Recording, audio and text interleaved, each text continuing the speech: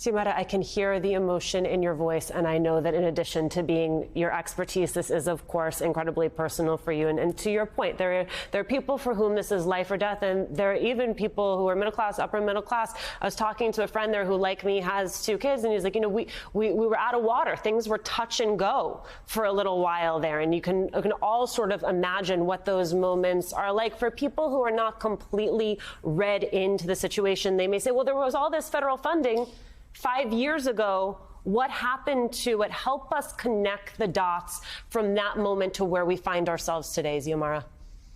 Well, there was all that federal funding, but since 2016, there's been a fiscal control board, which was created by a Promesa Act, which was passed by Congress. And that fiscal control board has control over even emergency relief, has control over the money that is used.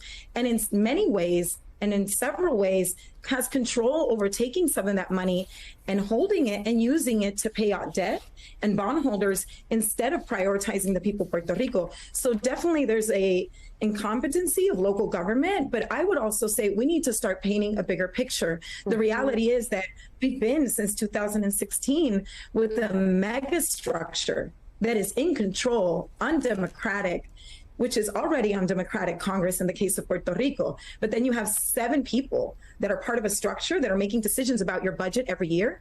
That combined with the dynamics of when a disaster happens, which means all of these companies flood in, but their real interest is not rebuilding a public electricity company, is not rebuilding public schools, it's not rebuilding public hospitals, it's making money and leaving whenever they can.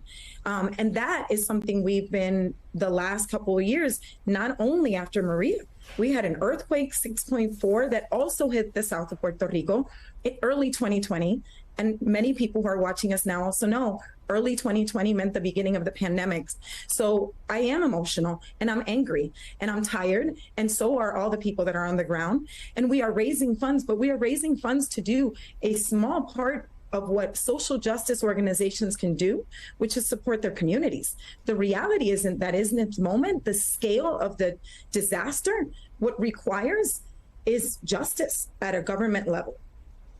Julio Ricardo Varela wrote a pretty incredible piece for MSNBC Opinion that I encourage our viewers to go and read. But his central argument was it can't be on Bad Bunny and Puerto Ricans alone to care about what is happening in Puerto Rico, to shine a light on what is happening in Puerto Rico. And sort of the lack of care, the lack of focus has to become a bigger problem. And so in this moment, Xiomara, where there is attention on Puerto Rico in a way that there might not be ordinarily, what is the one thing you want our viewers to take away?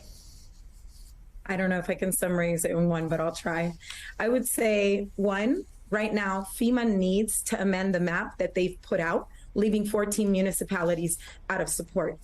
That is unacceptable, and it is life or death at this point. We have a death toll of 14, and 5 years ago around this date, we had a death toll of 14, and we ended with a death toll of almost 5,000 people.